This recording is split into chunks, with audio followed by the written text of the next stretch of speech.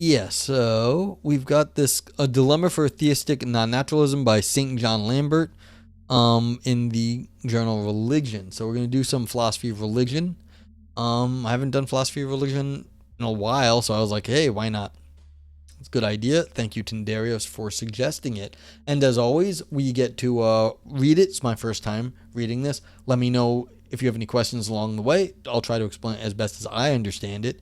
And at the end, we get to review. If you're in chat, we get to do a review, and I will get my. That was something I was actually going to do last week, was get my review site up, but instead I got sick and I did nothing. Because when I get sick, I get, like I just can't move. I turn into it's like feed me media. I'm not doing anything. So you let me know. And here we go. So this is article. Read A Dilemma for Theistic Non-Naturalism by StJohn Lambert. While non-naturalism has received much attention in the meta-ethical literature, it has received relatively little attention in the philosophy of religion literature. Yeah, see, if you got like meta-ethics, like what is it to be natural versus non? So like miraculous would be a non-natural thing, would be a miracle, would be not natural. So if you're thinking in terms of naturalism, what is natural? Anything that is non-natural might be religious. And then like that would be a cause for like a moral good would be something that is outside physical nature. So this is where a lot of meta-ethics talk about things. It's like, well, this is the way the world is in terms of physics, but physics isn't sort of ethical. And so it's not a natural thing. It'd be a non-natural property that's sort of like the good or whatever that would be. Okay, this is surprising given that most theists are moral realists of one stripe or another, and non-naturalism is one of the main realist theories on offer, receiving powerful defenses from Schaefer-Landau, Enoch, Cuneo, Humer, Fitzpatrick, and Weilenberg. Yeah, and like I know we've referenced Schaefer-Landau, Cuneo, Humer at different times, if not Fitzpatrick as well. I don't know if we've talked about Enoch or Weilenberg or Wielenberg, but like I know we've talked about these different like things at different points in like meta-ethical papers before. Yeah. In this paper, I draw some connections between these two literatures by arguing that theists who accept non-naturalism face a challenging dilemma. Either one, God explains why non-moral properties make sui generis non-natural properties obtain, or two, God does not explain why non-moral properties make sui generis non-natural moral properties obtain. Yeah, so this is interesting because this is a question about explanation. What does God explain? God explains or God does not explain? And so this is the crux of the argument, that either God explains or does not explain something, and maybe there's a problem either way. Okay. In section 3, I argue that the first horn of the dilemma is unacceptable because it implies that God is unacceptably involved in the explanation of his own moral goodness. In section 4, I argue that the second horn of the dilemma is unacceptable because it undermines God's sovereignty, stature, and importance, and introduces an unacceptable queerness into the world. A queerness. God forbid we have queerness in the world. I conclude that theists have good reason to reject non-naturalism on account of the unacceptable consequences of accepting either horn. I will start by clarifying what theism and non-naturalism are. Yeah, exactly. God got some splaining to do. Lucy, you got some splaining to do. Okay, so this is an interesting thing. The idea that God should be explaining anything at all. Why does God have to explain? Is that like a good theology that that's what the function of God is? That God should be explaining the way the world is? Aren't we supposed to be understanding the way God's world has been set up or the way the world is? And that's for us to discover, understand, and venerate or whatever. But why does God have to explain anything? I'm not sure. All right, but they're going to define stuff here. So theism and non-naturalism. Theism is the view that God exists. Dun, dun, dun. For the purpose of this paper, I will accept a traditional monotheistic conception of God, according to which God is an omnipotent, omniscient, perfectly good being who is worthy of worship and the sovereign creator and sustainer of all things distinct from him or herself. Themself. This is the type of theism that I have in mind throughout this paper. Okay, so this is just the Western Judeo-Christian concept of God, kind of. But I'm sure there's others. I don't know enough about it. Non-naturalism, by contrast, is a metaphysical view about the nature and existence of moral properties, where moral properties are properties such as moral rightness, wrongness, goodness, and badness. This view holds that moral properties exist and that moral properties are sui generis and non-natural. So sui generis means like unique. I will clarify by what I mean by sui generis and non-natural. Okay. So they're going to tell us more exactly what they mean. Because the problem, of course, is if you go and try to define natural, anyone here in chat, go tell me what it means to be natural. You're going to run yourself in circles. I actually default to something Darwin did.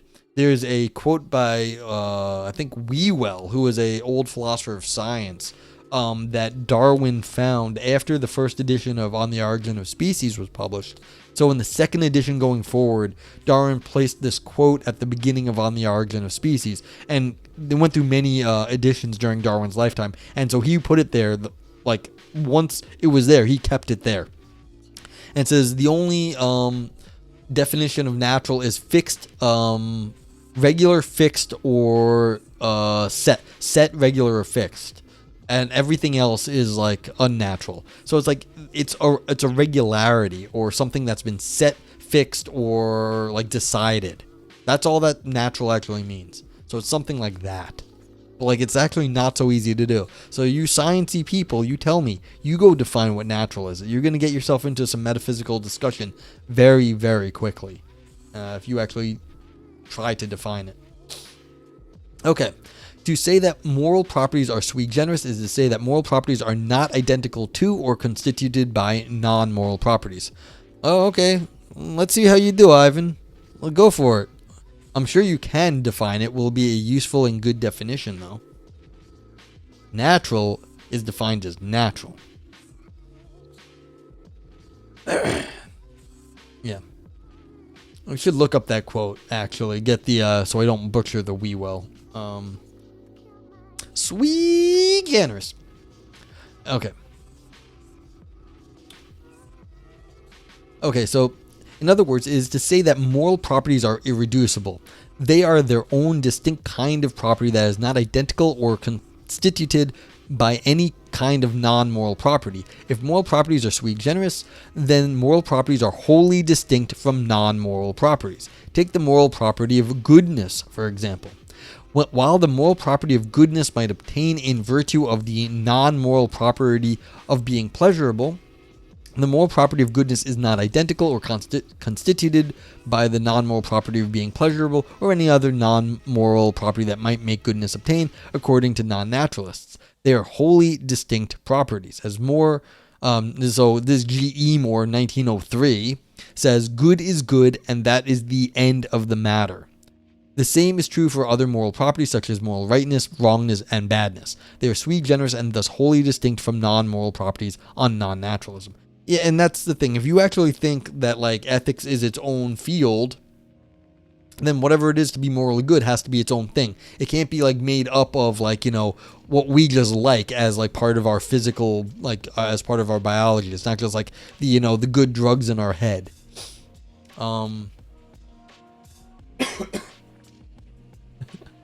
I'm waiting, Ivan. So, yes, that makes it sui generis is unique. Tindera says, natural is that which exists independently of human intervention, exhibits order and regularity. Okay, that's what I was saying, order and regularity. I said regular, like that was in the Whewell definition. Aligns with ethical principles. How does nature align with ethical principles? That makes no sense. Literally, why would nature have to align with what we think is ethical? That's just like, why would nature give a shit about our ethics?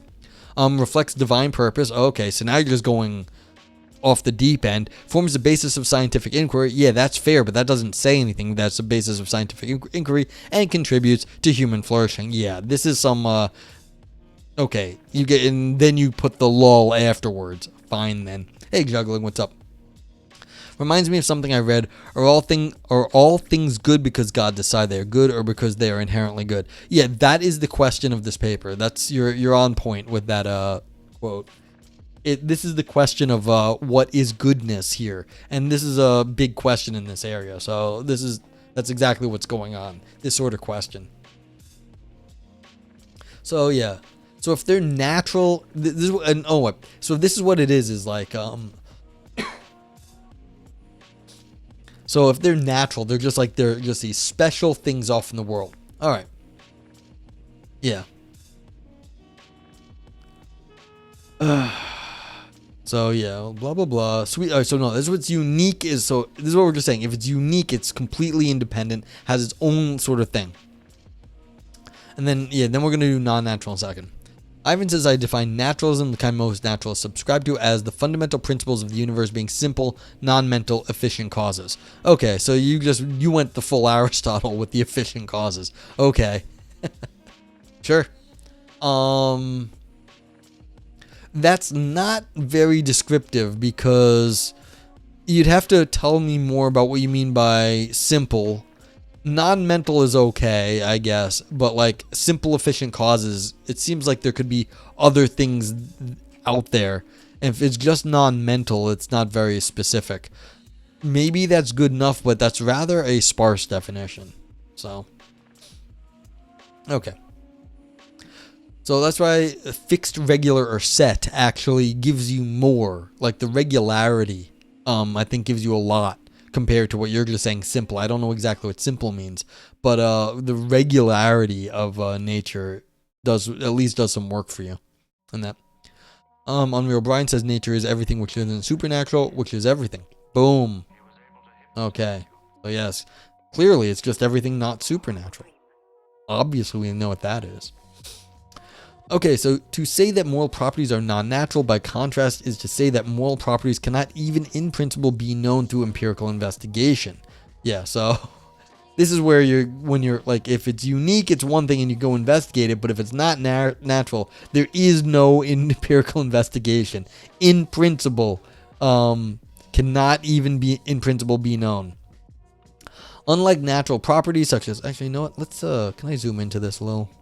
Maybe you can see it better. Yeah. Unlike natural properties such as biological, physical, chemical, and psychological properties, non-natural properties are completely outside the remit of scientific investigation. They cannot be known in the same empirical way that natural properties can be known. Non-naturalism is often supplemented with an epistemological account of how we come to know non-natural moral properties, usually involving intuition, but we need not discuss such accounts here.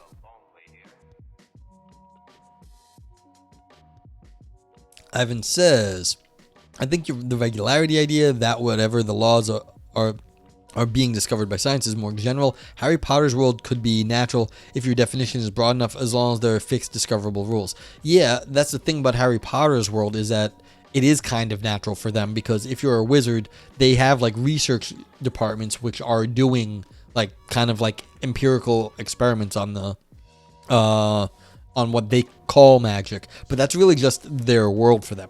I don't see a problem with Harry Potter's world being kind of naturalistic. Actually, it's just there's different like areas of reality, and different humans can experience different ones. That's actually okay. I don't see why you would have a problem with that.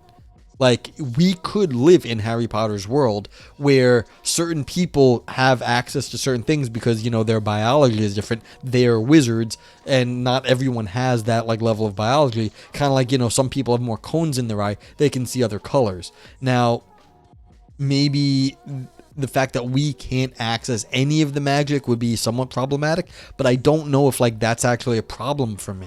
Like, it's okay if Harry Potter's world is part of our world if, like, there are people that can do science. Now, the question is, what is it to be muggle versus magic in that world?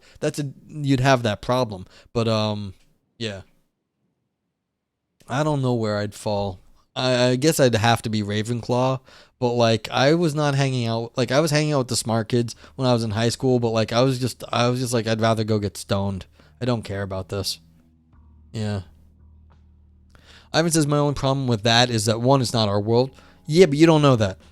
It isn't our world as far as we know, but it could have been our world. And two, the fact that the fundamental laws of our universe cannot look ahead, plan ahead, is relevant to your project. That's fair, but I'm open to us being in that world, and we're just only in part of a universe where that sort of thing doesn't happen. So it's like, I'm not ruling that world out. It could just be like Harry Potter world is just on the other side of the universe, and we're over here, so we're only getting a limited understanding of like this part of the universe. So I'm not ruling out the Harry Potter universe style thing. I was like, yeah. Now, again, you need a new word for physics that can look ahead and plan ahead. Yeah, we'd need some sort of backwards causation. People discuss this where you could actually like look ahead and have backwards causation come back. And there are philosophers of science who talk a good deal about backwards causation. So like this is a discussed topic. So it's not like I'm making up some sort of philosophy here. This is not me making shit up. This is a discussed topic called backwards causation, where this could actually happen. Now, granted, this is not our world as we understand it. You are correct about that. And so if you're going to be scientific, you are not going to study a world that is like theoretical. You're studying the empirical world. But as a philosopher, this is actually not something that is outside the realm of philosophical discussion. No, not downwards. That would be backwards causation in time. Downwards causation is a different problem. Very similar, though, because that would be like downwards causation is from bigger structures into smaller structures. How would your brain be able to cause subneuronal changes? Could your brain actually do things at the subneuron level? Probably not. Because your brain is acting, whatever it's doing. It's like, moving my hand. I can move my hand with my brain. That's not a problem. Could my brain move things within within neurons in itself? That would be way more difficult. Can like a big object modify things that are like down, like in a smaller, at a like lower like physical level, at a more primordial physical level? And that's a different problem. So we've got backwards causation, which is like backwards in time as far as we understand time. And then there's downward causation, which is from like bigger like macro structures to like somehow the constituent microstructures, where the decisions at the bigger structures are changing the way those bigger structures are even functioning.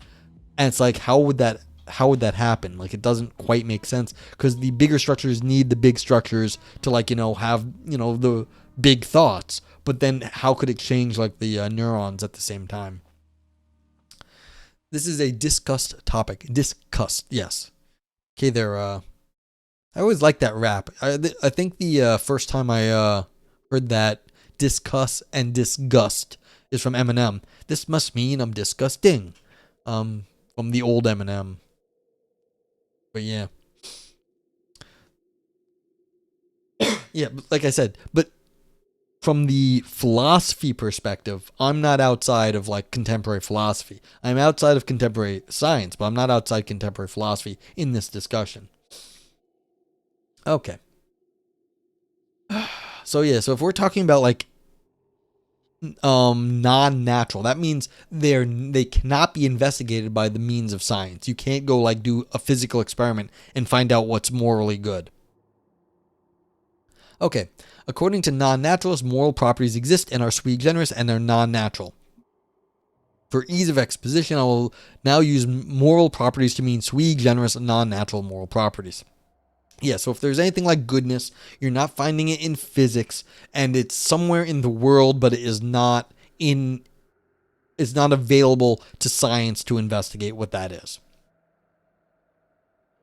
Ivan says, I think downward causation can be consistent with reductionism. Neural networks are machines that respond to abstractions, and their outputs are molecular physical forces. Yeah, there may be I'm not even complaining about downward causation. There are problems with it. I don't remember what exactly they are, but they may not be that bad. Like, they may be, like you say, solvable given certain situations. But it's not the same. I just want to be clear. It's not the same as backwards causation, because that's one's dealing with time and one's dealing with causal structures that are operating at different like sort of like scales, and so it's not the same thing.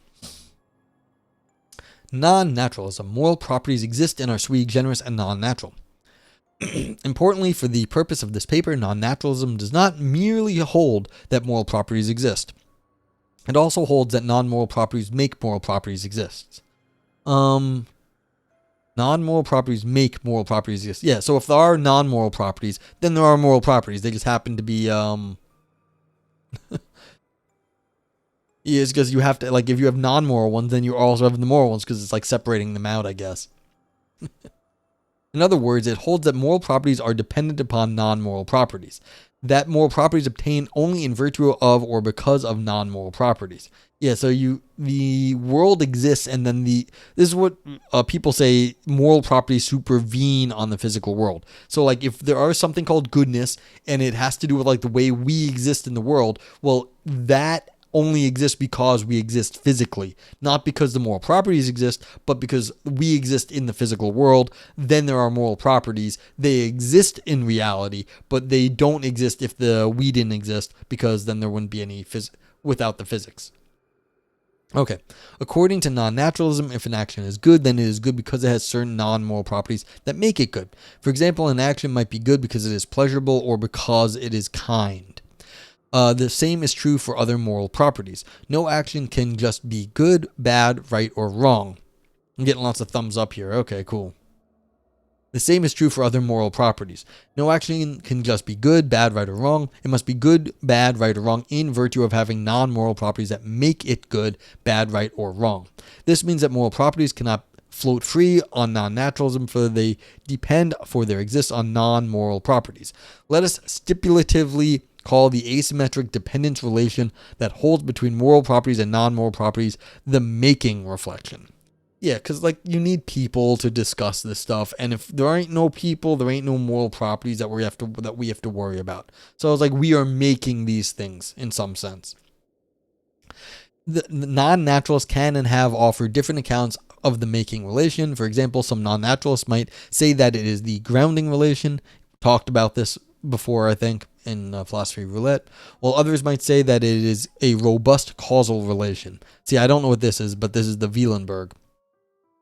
For the purpose of this paper, we need not commit to non-naturalism to any particular account of the making relation. We need only note that non-naturalism is committed to the making relation. Yeah, that's fine. You don't need, unless you're doing metaphysics, you don't need to talk about how moral properties actually exist in the world. We're just assuming that they exist for this paper.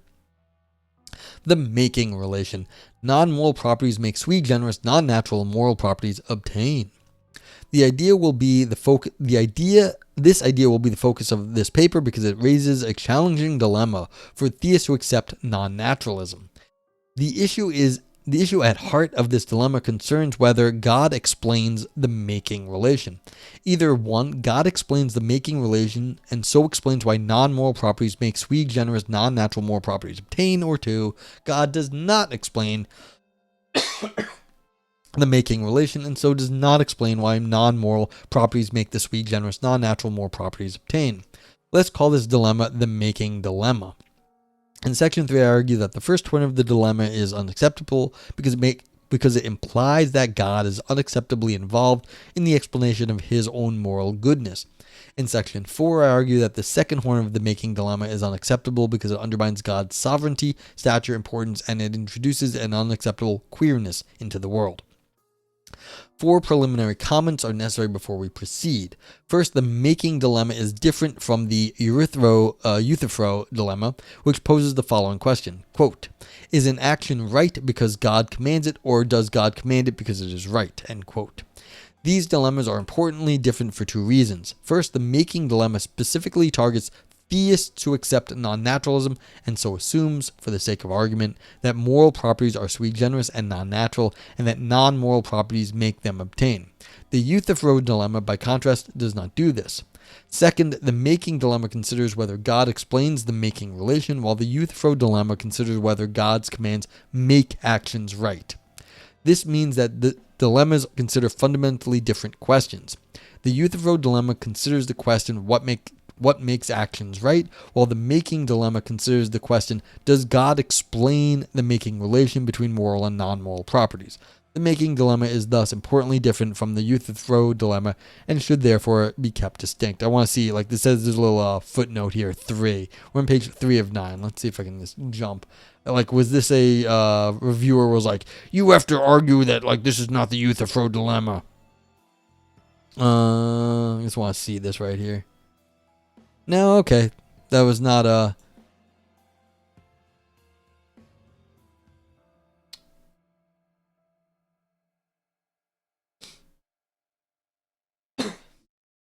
I mean, it's a good question.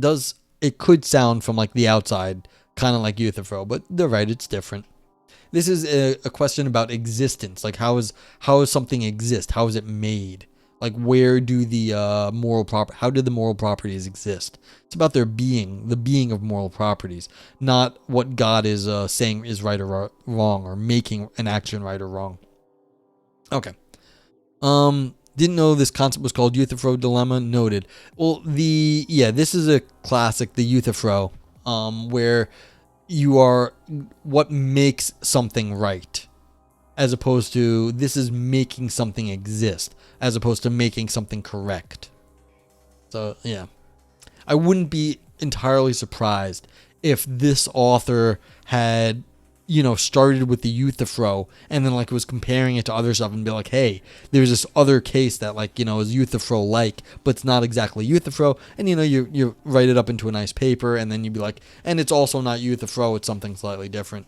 Wouldn't be a bad way about going about your paper. You have a Euthyphro related paper or dilemma that's like unique. It's like very nice, not a bad way to do something. Yeah. Second, non-naturalism can be characterized in a number of different ways. For the purpose of this paper, I characterize any view that accepts the existence of non-natural sui generis moral properties to be a version of non-naturalism. Yes, by definition. Yeah. Juggling, it could also have gone the other way. They could have had this idea and then they realized it's not that far from the Euthyphro. But what you do is then you start shaping your ideas like the Euthyphro. So then you'd be like, look, this is not such a crazy idea. This has been around for 2,000 years. Mine's a little bit different, but like that's also, it's like in this area. So there's two ways to go. You either start with the Euthyphro and you modify it, or then what you do is you take your idea and then you make it more like the Euthyphro so it doesn't freak people out. They understand what the dilemma is, and then you'd be like, well, and mine is different because of X, Y, and Z. So just if you're considering how you might write a paper, you model it, you start from something known and then you modify it, or you take your idea and you model it after something known. So, could be either way. Okay. Importantly, this means that views in which God explains the making relation between, I hate this, they call it the making relation. They should have come up with a better name though. This is a problem of that they had. They should have called it like the moral existence relation or something. Who knows? Okay, between non-natural sui generis moral properties and non-moral properties count as versions of non-naturalism in this paper. Whatever. Nothing's happening right here. While this might not be the taxonomical norm for some philosophers, such views count as versions of non-naturalism in this paper because they accept the existence of non-natural sui generis moral properties. Making in the pants relation, yes. Yeah, so this is just some taxonomy. I don't know what that means. So yeah, a little bit of a song and dance over here getting the setup though. Third, non-naturalism is often characterized as a robust or metaphysically heavy view that embraces moral ontology. I accept this characterization of the view. While there are relaxed or metaphysically light versions of non-naturalism that eschew moral ontology, I do not have these versions of the view in mind. This is because it is not clear to me that the making dilemma can be raised against theists who accept non-naturalist views that deny that moral properties and relations carry ontological commitments. For this reason, the version of non-naturalism that I have in mind throughout the paper is the robust one that embraces moral ontology and takes moral properties and relations to carry ontological commitments.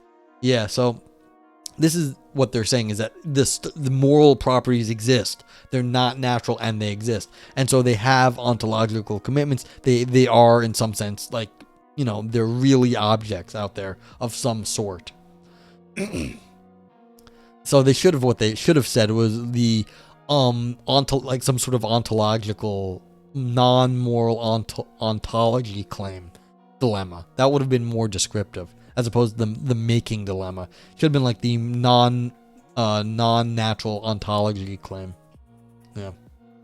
Anyway, fourth, non-naturalism is itself neutral on the realist-nominalist debate about universals. Non-naturalists can be realists about universals who think that in addition to moral property tokens or instances, there also exist universals or moral property types.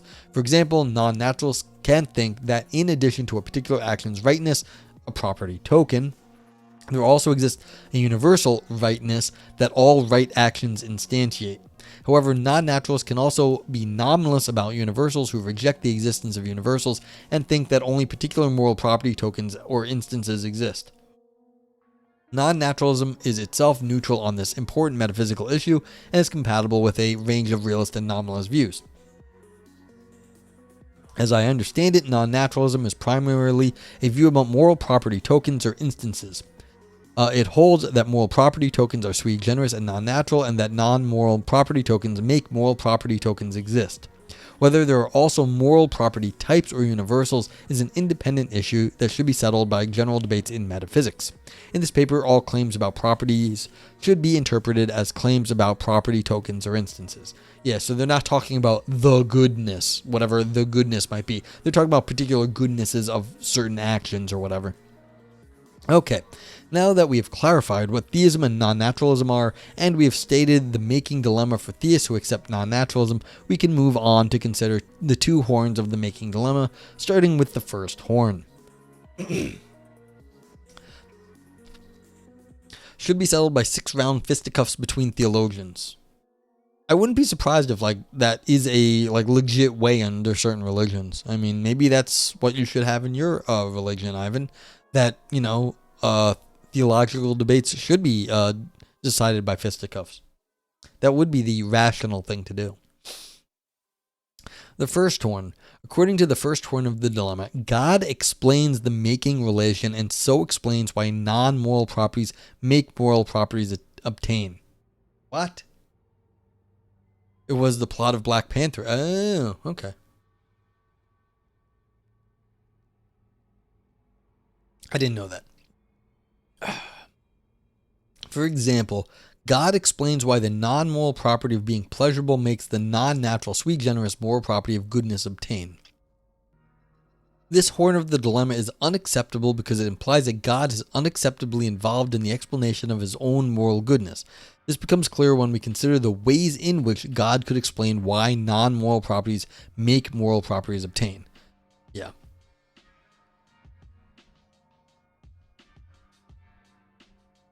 My throat's still rough from last week. On the one hand, God could directly explain why non-moral properties make moral properties obtain by willing that non-moral properties make moral properties obtain. For example, God could will that this instance of pleasure make the moral property of goodness obtain, and that this other instance of pleasure makes the moral property of goodness obtain, and so on. Alternatively, God could will that certain classes of non-moral properties make moral properties obtain. For example, God could will that all instances of pleasure make the moral property of goodness obtain. On either version of this view, an act of divine willing directly explains why non-moral properties make moral properties obtain. Okay, so the question here is, why is something good? Why? Why? Now, if you don't believe in God, just think of it as an act of volition in your mind. You don't need to actually be like God. Why is something good? Say it's pleasurable and the pleasure is like a good pleasure or whatever. And so what makes that good? If it's just some sort of act on its own, why should that be good? Well, they're saying God is what makes that an instance of the goodness. And if you think that's an instance of a goodness, that's an act of your own volition. You've made a decision, but that has to happen every time. So God would have to be involved in every time there is a goodness out in the world. Okay. On the other hand, God could indirectly explain why non-moral properties make moral properties obtain by explaining various moral principles, which themselves explain why non-moral properties make moral properties obtain. Yeah, this makes more sense. Why would God get involved in every instance of pleasure that was a good pleasure and being like, that is one of the good, and that's why it's a moral it exists in the world as a good. But you could say, look, no, God sets the moral principles. This pleasure satisfies the condition of the principles, therefore it is a good thing. Okay. So, for example, God could will the truth of the principle of utility, that an action is right, if and only if because it maximizes happiness, and then this principle itself explain why the non-moral property of maximizing happiness makes the moral property of rightness obtain. Yeah. So if you made everyone happy, then you've done the right thing. On this view, God indirectly explains why non-moral properties make the moral properties obtain by willing the truth of moral principles, which themselves explain why non-moral properties make moral properties obtain. Yeah, I mean, very common thought. You have some sort of rule following, these are the good things in the world, and then this is an instance of it, and God may have set what counts as good. In, like the Bible or something, they said the sort of rules of the goodness. Okay, these two views describe the main ways in which God could explain the making relation between moral and non-moral properties. Let's call these views explanationist views. It is worth noting that explanationist views are distinct from voluntarist views, which hold that moral properties depend directly and immediately on God's will. Yeah, so if you just are voluntarist, God is doing everything, and so immediately everything is just dependent on God's will. Okay, so author says is because voluntarist views hold that moral properties depend directly and immediately upon God's will, while explanationist views hold that only the making relation depends on God's will. We can see this by considering the following schema. All right, so now we're getting into a little bit of angels dancing on the head of a pin here, but whatever. All right, so moral properties M stand in the making relation R to non-moral properties N. Again, we are people, we do stuff, and then that sets some sort of something going. Juggling says, yeah, the idea is interesting that God has to interject itself to decide goodness, as it can be somewhat subjective. Example of saving someone because it's good, but what if that saved person is a murderer later? Then was that life saving good? Yeah, so this is the idea is God going to decide like that, yeah, that was a good thing, or is there a rule that would like separate out all these options? But yeah. So it's a question, and you can see that like there was the euthyphro, what makes something like a good thing to like a directive or whatever. This is related to that. Like this is saying, how do you actually decide, how do you classify the stuff according to existence in this case, as opposed to the euthyphro, which was like what counts as a good command or whatever. Okay. On explanationist views, God's will explains the making relation R between moral and non-moral properties. Yeah, how does the goodness exist? How is it made to come into existence? But God's will is not itself the non-moral property N that makes moral properties M obtain. Yeah, it has to be something in the world. It's not God in the world being good. It's that we did something good in the world, and God's like, yes, that's good. Okay, for example, God's will explains why pleasure stands in the making relation to goodness, but it is pleasure itself that makes goodness obtain. According to the explanationist views, God's will explains the making relation without itself being one of the non-moral properties that makes the moral properties obtain. This means that explanationist views are distinct from voluntarist views and should not be conflated. Yeah, so look, if there's some pleasure that's in the world, God might decide that that's good. That's how you explain its goodness, but it's not God volunteering and getting in there and making it good in the way it exists. Because that's the voluntarist thing. Voluntarism is interesting. It's complicated. All right, in what follows, I argue that the explanationist views are implausible because they imply that God is unacceptably involved in the explanation of his own moral goodness. But before I do that, there's another objection to the explanationist views that is worth considering. Ivan says that is God not deciding on a case-by-case basis. Well, God could decide on a case-by-case basis. That was the first, they had that option. There was like rule-based, but why would God get involved in every single case? In an instance of like every pleasure, God be like, is that morally good? I don't know. Let me think about that. Yes, it's morally good. So that could be the case. The voluntarist is actually God getting in and making the pleasure good in everything. So it's like does God explain why it's good, or is God actually making the good, like doing it themselves?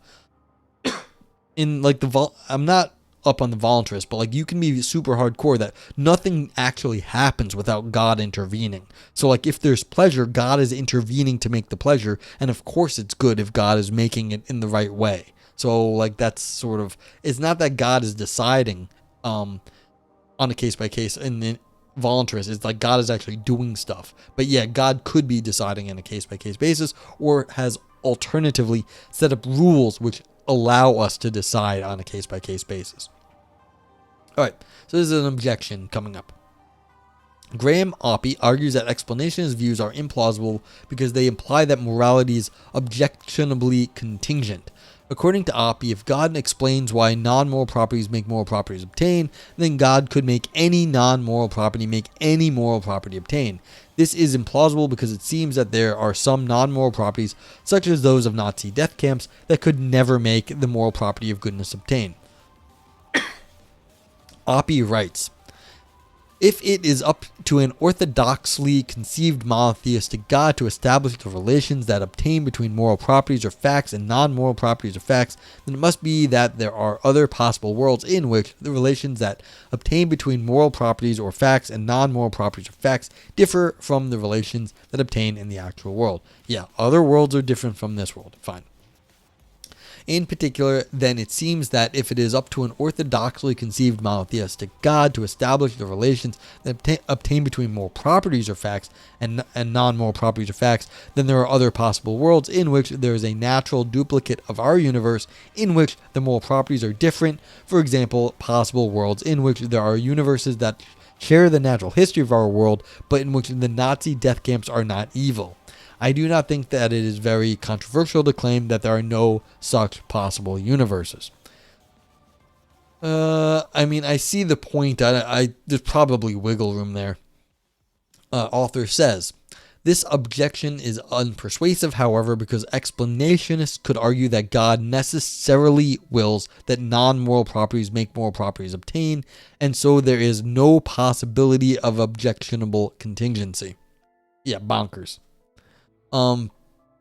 Moreover, explanationists could supplement their response by arguing that God's necessary character traits, such as his being perfectly loving, impose various constraints on God's will.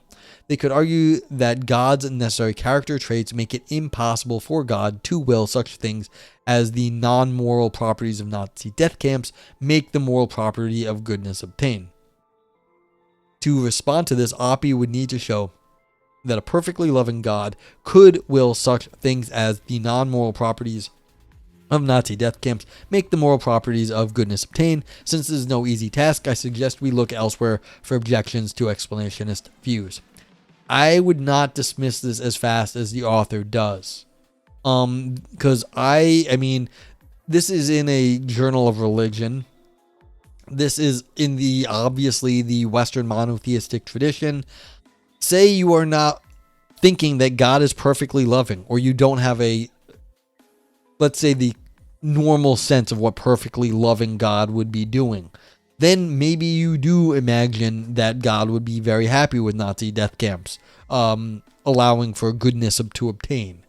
So this may be a little bit too quick, a little too, begging the question where they're just assuming that their view of loving a perfectly loving God would not allow for, bad things as they see it. But yeah. But I think you can get the point. If the God is conceived as the author says, it seems to preclude these very bad things. Then, of course, why did this, if you're assuming this perfectly loving God, then how does the problem of evil get solved? And, like, Exhibit 1, Nazi death camps, who knows? But that's not the author's problem right here. All right, but they're going to move on. So authors' preferred objection to explanationist views is that they simply imply that God is unacceptably involved in the explanation of his own moral goodness. This is clear because if God explains why non-moral properties make moral properties obtain, then God must somehow be involved in the explanation of his own moral goodness. In particular, God must make himself morally good, either by willing that his non-moral properties make the moral property of goodness obtain, or by willing the truth of moral principles, which themselves explain why God's non-moral properties make the moral property of goodness obtain. Yeah, so look, if God was something in the world, then God would be something that would have to follow the same rules as everything else.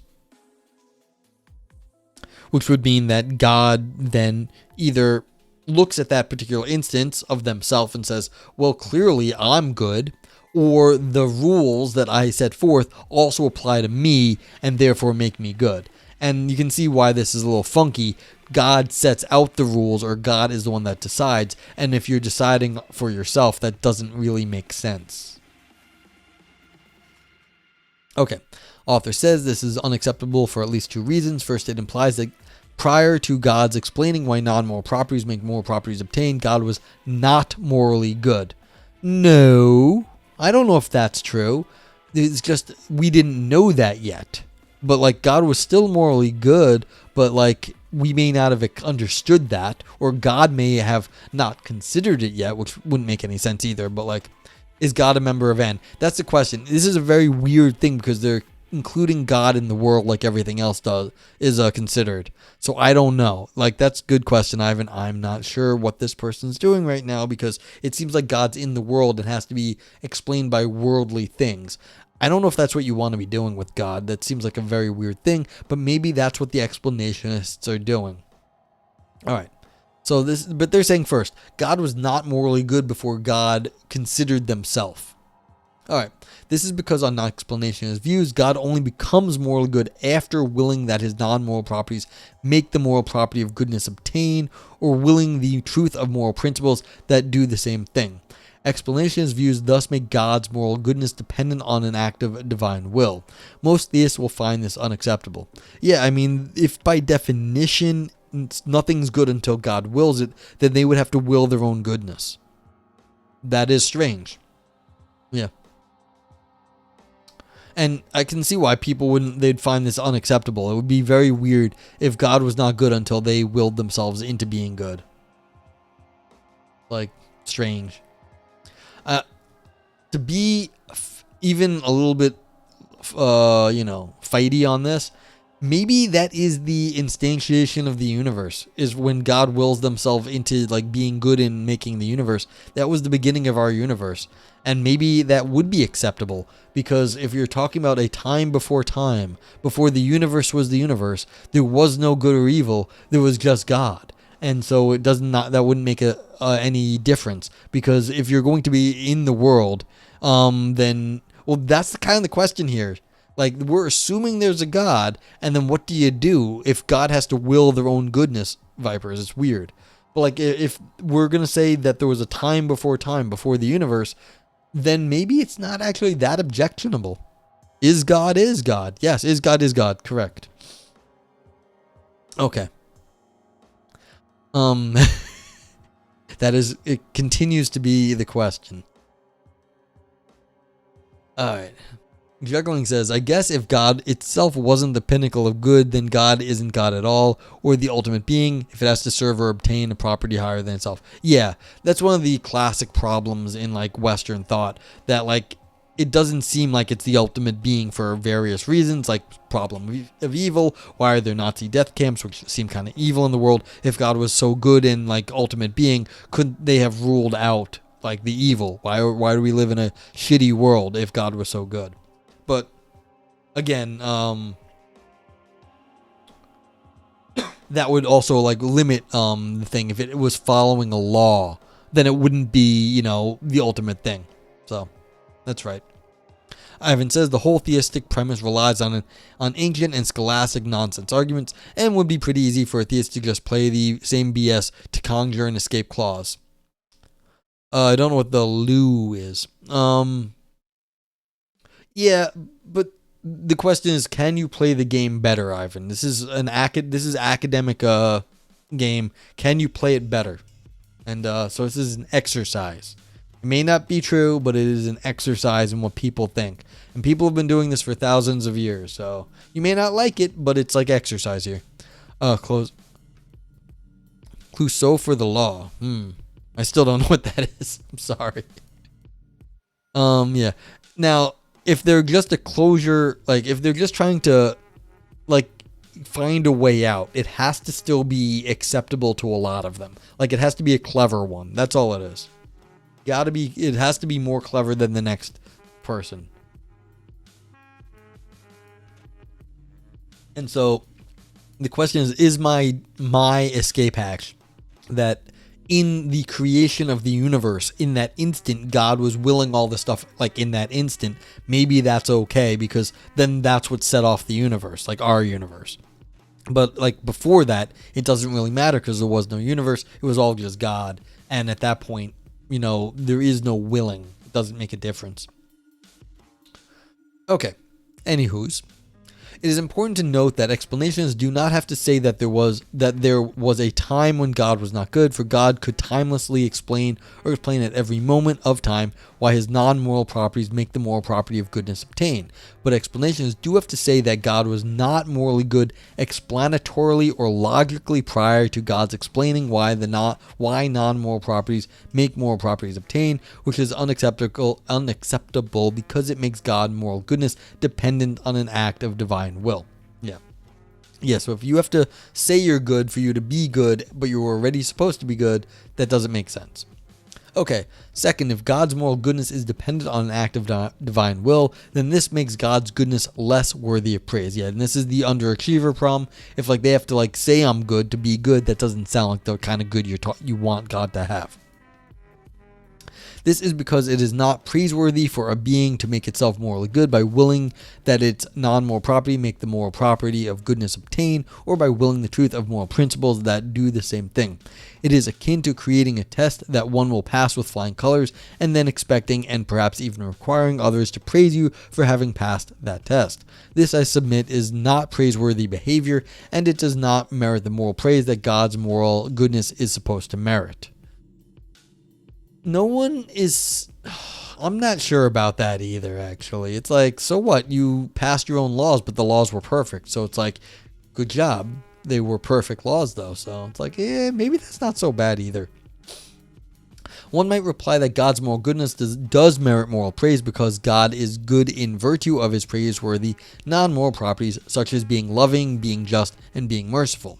However, while I agree that God's non-moral properties do merit moral praise, it must be noted that God's non-moral properties are only morally good and praiseworthy on explanationist views because God wills them to be.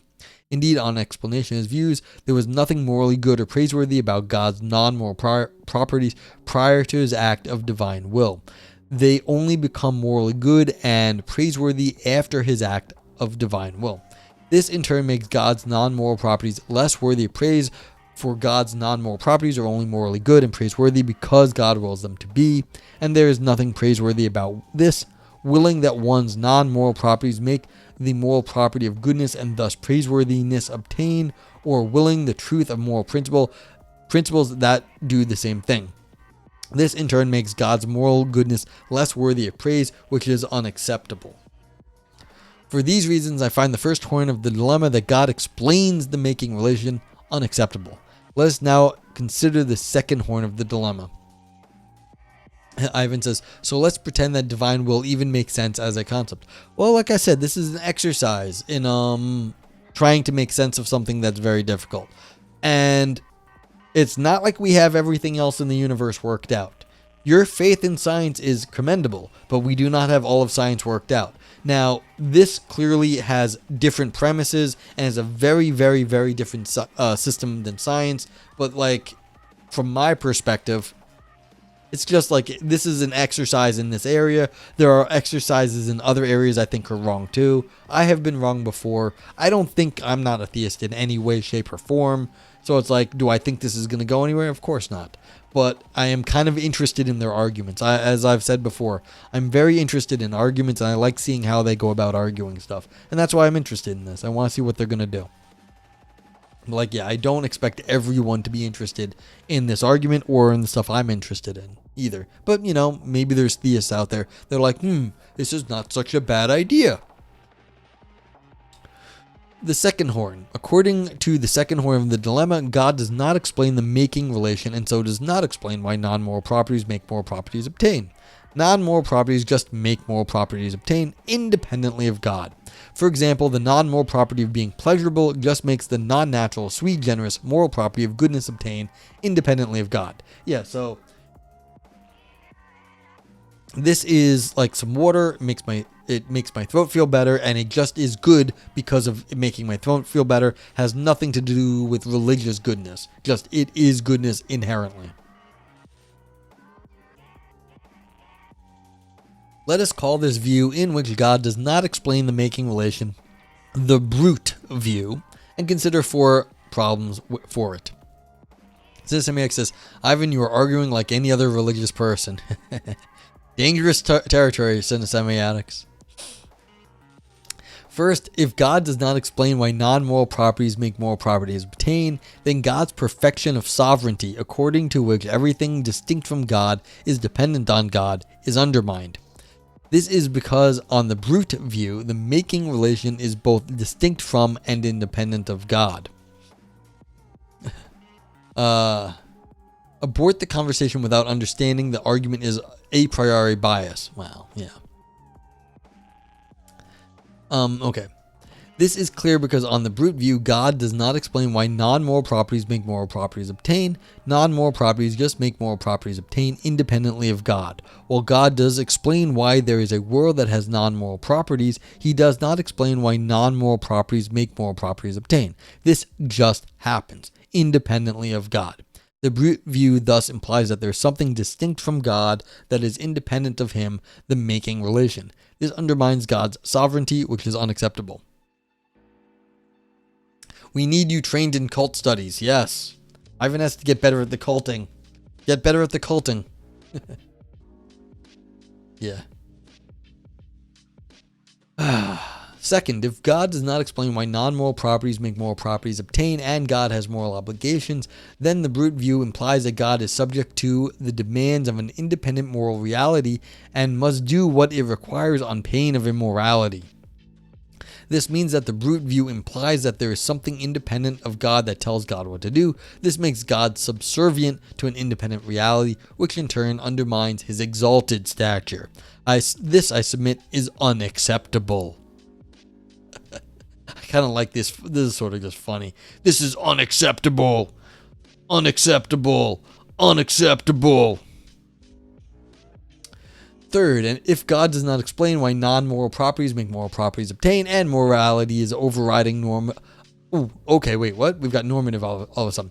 Third, if God does not explain why non-moral properties make moral properties obtain and morality is of overriding normative importance, then the brute view implies that the requirements of morality are more important than the requirements or commands of God. Dun dun dun.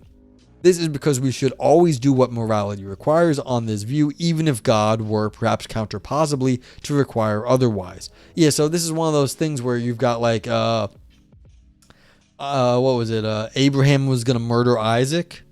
And so maybe like God was saying, Abraham, murder Isaac. And like, that seems weird, but like, if morality says you shouldn't kill your son, God is telling you to kill your son, then that seems like you've got something that is super, like, you know, it's like, what's it called?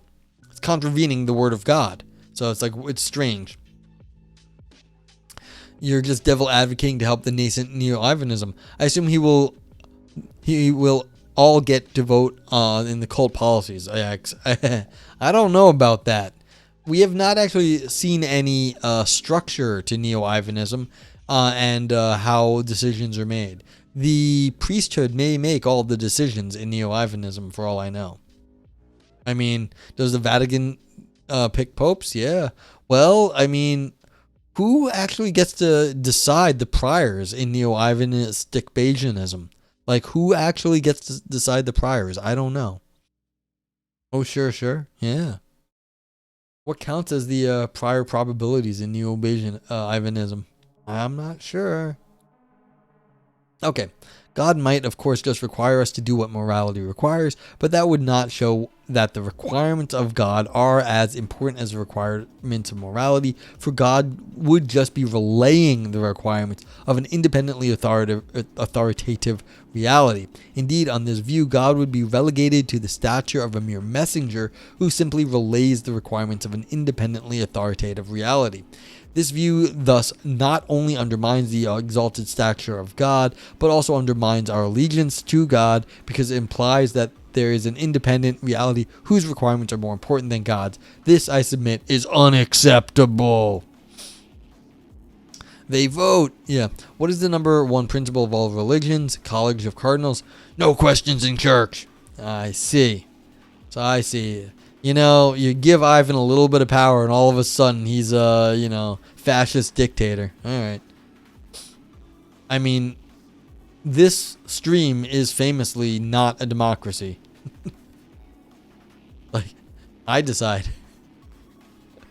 Okay, fourth and finally, if God does not explain why non-moral properties make moral properties obtain, then an unacceptable queerness is introduced in the world. I have no idea why they went with this word, but it's that the world is queer now. Oh no. This is because on the brute view, reality is inexplicably agent-oriented. Okay. Alright, let's see what they say. I'm not sure this is so weird. This is clear because on the brute view, reality comes morally equipped for agents by coming preloaded with the making relation.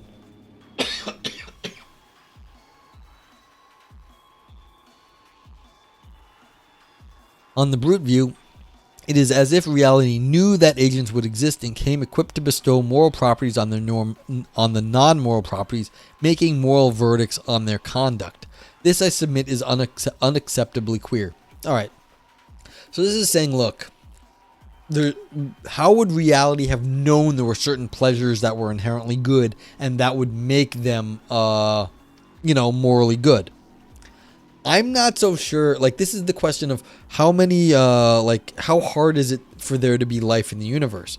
If it's extremely difficult, then yeah, it's a little weird. But we don't know. We just know that we're the only sort of like higher beings on this planet. But say it's actually a very common thing for there to be intelligent life in this universe. Then maybe it wouldn't seem so weird that reality and us are kind of bound up. Maybe like this is just how things are. So I'm not entirely sure that it's weird that, morals exist in our reality if there's lots of life. If there was no like very rare life, then it might seem unusual that the world was customized to us, but I have no sense of how common life like ours exists in the universe. And so without the prior understanding of the ubiquity of life, then we can't actually say that it's weird that reality is this way. It may always have been this way, just sort of geared for life because there is a lot of life. That may just be like part of our reality, and it's not so surprising. Ivan says, I think he's saying that without the extra queer principle, there would be God and other agents talking about the good, but it wouldn't be a non-natural sui generis good. I don't think so. I don't think that's what he's saying. I think he was saying that, like, why should there be any good at all in our universe? That because it would only apply to agents. So being non-natural and sui generis, it could still be non-natural and sui generis. It would just be, well, like, I guess maybe you're right. I'm trying to think. I don't think so. I mean, like, look, we've got some weird property out in the world. Maybe, but like, if it's very common that there's life, maybe this is just why life shows up, because these things are there and we're like tapping into that. I don't know. Like, maybe, but yeah. So yeah, if reality is oriented towards or set up for agents, then that cries out for explanation. See, this is what I think it is. It's like, why is reality oriented towards and set up for us? Well, we don't actually know how reality is set up. That's defined, please. Yeah, I'm not entirely sure. Yeah, say more, Ivan. I'm not entirely sure. But this is the question, because this is the next sentence. If reality is oriented towards and set up for us, that, like, there is a goodness that we can tap into, then that cries out for explanation. The question is, my question is, I don't actually know if it's set up for us. Maybe that's why we evolved, because this is how reality is, and then we're just tapping into what's available in the world. So yeah. Your late Latin is rusty. Okay, yeah. Okay. So, however, on the brute view, God cannot be invoked to explain this. Yeah, see, I feel like this is just a fine-tuning argument. And me and Ivan hate fine-tuning arguments. And it's like, you can't be like, well, God fine-tuned the universe to make us like this way. Sui generis? Oh, okay. It just means unique and unlike anything else. So if there's like a moral property of goodness. That means it's unique and it doesn't reduce down to anything else in the world. So it just is the way it is, and there's nothing else like it. And it doesn't, like, you can't break it down into anything else. So it's not Latin so much as a technical term in philosophy. You'll see it a lot in like technical philosophy. They'll say, look, this sui generis property, meaning the property cannot be reduced to any other properties. So yeah. It's just not Cynicism X. It's just history. It's just, this is the term. We've been using it for hundreds of years, maybe thousands for all I know. Hey Lumpy, how you doing? Oh, I'm a bad philosophy streamer. I'm sorry. It is inefficient. It's history, Cynicism X. What are you gonna do? Yeah, it's a term of art. There's nothing else to it. There's always terms of art. I am bad philosopher streamer. I have to give shout outs. Let me give Ivan Neo a shout out. Thank you for the raid earlier. I forgot. Yeah, good. Oh, good. You're okay. Relaxing. Yeah, you're having some time off. I hope you're making good use of your time off in however you feel you need to be. Yeah. So, you want a sui generis of your very own. I mean, you are a sui generis person. You cannot be reduced into any other people. It's just sort of, as you said, is a term of art. It's how it goes. All right. So, reality is just inexplicably oriented towards agents in virtue of being set up to make moral verdicts on agents by bestowing moral properties on their non-moral properties. This, I submit, is unacceptably queer and counts against the brute view. Yeah, I mean, I can see why they would say this, that like, why should the world just make certain things good because in virtue of like how we act? That seems a little weird, but maybe it's not as hard as we thought. Like maybe it's just very easy to do this. I don't do that. Oh, thank you for the bits. And of course my alerts are down now, but whatever. Hive-in. Yes, we will use that instead of amen. What? Cheer 100? Ivan, we have to say cheer 100 every time we say amen. In your church, or in your cult, we only have to donate is what we're doing. Now I'm starting to understand the shape of this. Donations only. We don't get to pray unless we donate as well. I got ya. All right. How are you gonna afford the private jet? Otherwise, yeah, prosperity. What's the prosperity theology or whatever it is, where it's like, yeah, if God likes you, will make you rich. Fuck your alert system. It was working earlier. It worked at the beginning of stream. I don't know what happened. Like, reset it real fast. Well, you didn't even have a TTS, so.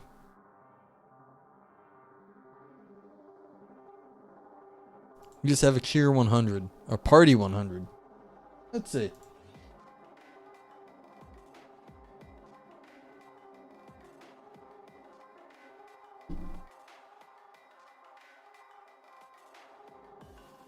Contemplate this. Party 100. There you go. You got your party 100.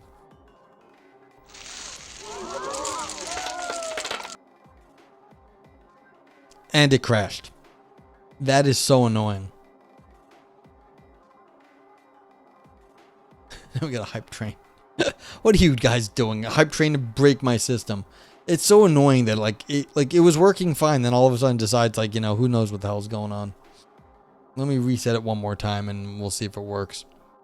Come on now, throw me a bone here. Yeah. I know. Sorry. Reset the stupid thing. Wrong button.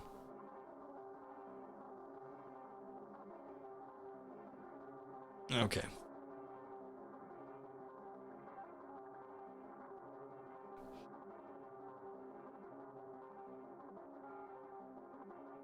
It should not be doing that too. It should be okay, but who knows? See if I can get to reset.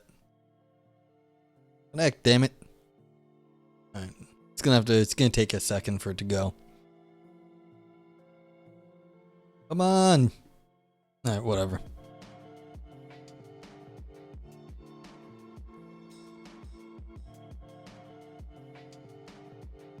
All right.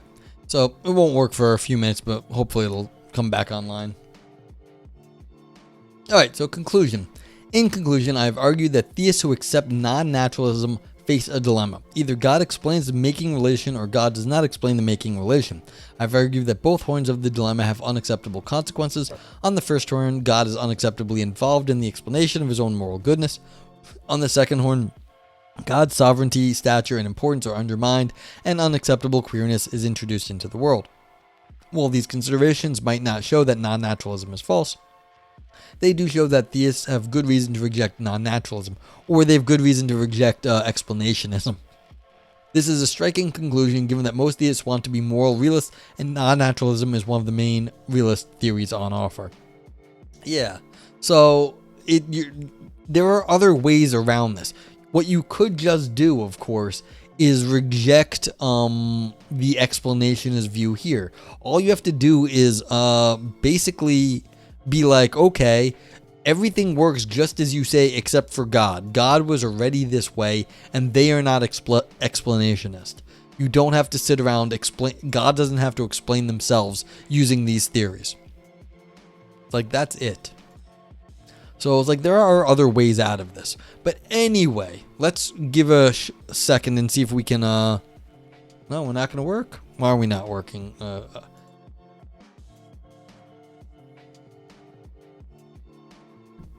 Oh, come on. Because now if I can't get my deck to run, I can't get my stupid You're winning, sir. Oh, thank you very much. Cheer 114 Bone Throne Koan Moan Pound, and by the way, all hail Emperor Ivan Neo. How am I gonna do the stupid how am I gonna do my emote review if I can't do this? It's gonna be annoying. Give me a second. Yeah, it worked this time, didn't it? Okay, there we go. Now we're working. All right, but now we get to do the emote review. We can review the paper. So yeah, you got your TTS, which is nice. So, what do you think about this paper? This was, I know, not everyone's cup of tea. As I was saying, a bit of a exercise in metaphysics and religion, philosophy of religion. And how am I? I was sick last week, which wasn't very sick, but it really fucked my throat up bad. So, Synesomniotics is very on the fence about this one, both a yay and a nay and a yay and a nay. So 2 nays and a yay. So it's 2/3 bad. Then I had a nice Christmas at my brother's wife's mother's boyfriend's house. Yeah, so you misspelled their knife on that one. But yeah, so a little navel gazing, that's fair. Thank you for fixing that. But otherwise, I'm not bad at the moment. I was really I finally had motivation to do shit last week, and I just got sick. That was very frustrating. But otherwise, I'm okay. Ivan says, I feel like there's a little difference between this and Euthyphro. Maybe it would have just helped to say why this argument escapes defenses against Euthyphro. That's fair. Like, they could have compared and contrasted responses to Euthyphro. So Synesomniacs also gave it the golden turd. So yeah, for anyone who's new here, you are welcome to rate. You just type in the name of the little emote to your on the screen here, and that's a spaceball level of distance. Yes, it is. Maddie made that joke earlier with a dark helmet. And so if it was fun, you give it a brain dance. If it's for big ideas that shriveled up, then you give it the grapes. This didn't really shrivel up. If you thought this was fun, fine. I mean, this has to be your cup of tea. I thought it was going to be an interesting argument. And for the fact that it was kind of a Euthyphro-like argument, yeah, it wasn't that bad. Tindera said it didn't go anywhere. Fine. But yeah, so I think the Nog Naval is very fair here.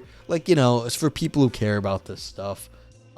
Scream, no existential drama, or Ouroboros, deep ancient ideas. Again, this was analytic philosophy talking about stuff. An explanationism in terms of God. Maybe you think that's deep and existential, maybe not. I mean, I'm on the not. Then there's the turd, all style, no substance. I mean, it depends how you feel about this stuff, but yeah. And then Nog Knife, slicing and dicing. This was a little analytic-y. I think I'm going to give it a Nog Knife. Nog Knife. Juggling says, the paper itself was alright as an exercise, but I feel like the arguments might have been done better by another source. Could be. Very easily. And I think that's what Ivan was also saying. That if it would have done better maybe to stick with the compare and contrast with the Euthyphro. But, because that would have, given it some more philosophical kick. But again, this is in Religion's magazine or journal, so maybe that's not the goal of what they're looking for here. This journal is called Religions, okay, and so this is definitely philosophy. They're talking about the status of things like goodness. And it didn't have to be like only a certain religion's goodness. It's basically, they said, look, we're doing it in the Western tradition, but that's okay. You could have done it in other places too. So I'm going to give it some, I don't know. It's like, this is only good if you care about this stuff. So I'm going to give it a vote yay, but like it's going to get like a lot of nog navels. So I'm kind of with Ivan on this. I'm going to give it a yay as opposed to Ivan's nay. But again, because I thought it was not, the arguments weren't terrible. It was, like I said, a little bit, there was a few spots where I thought it was a little uneven, could have been argued better. Like I was saying, right at the end, there's ways out of this. You can just because God, you're declaring God not to have moral properties until God wills it. Seems like God can will things in different ways. Maybe God can will this differently. Seems like there's a lot of wiggle room in that stuff. So yeah, it's maybe a little bit simplistic, but again, on the whole, I'm not very angry with this paper. I didn't feel it fucked up their arguments. It wasn't like they screwed stuff up bad. That paper under review yesterday at Tommy's, I felt certain arguments, they didn't even understand what they were arguing themselves. This person understood what they were doing, at least. And it's it's fine. It's fine.